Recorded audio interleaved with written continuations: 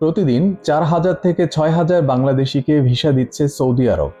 এটি একটি রেকর্ড, কারণ গত ৫৩ বছরের কোনো বছরও প্রতিদিন এত সংখ্যক ভিসা প্রদান করেনি সৌদি আরব। আগামী কয়েক মাসে এ ধারা অব্যাহত থাকবে বলে আশা করা যাচ্ছে। সরকারি সূত্র মতে, গত নভেম্বরে ৮৩,০০০ বাংলাদেশিকে শ্রমিক ভিসায় প্রবেশের অনুমতি দিয়েছে সৌদি সরকার।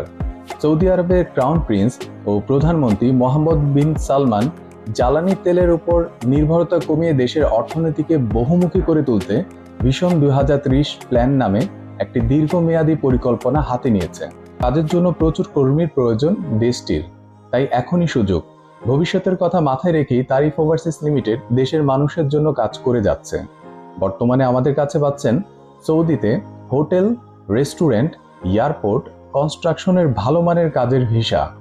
ভিসা সংখ্যা সীমিত, তাই আর দেরি না করে এখনই স্ক্রিনে দেখানো নাম্বারে কল করে আমাদের অফিসে চলে আসুন। বিস্তারিত থাকছে ডেসক্রিপশন বক্সে। ধন্যবাদ।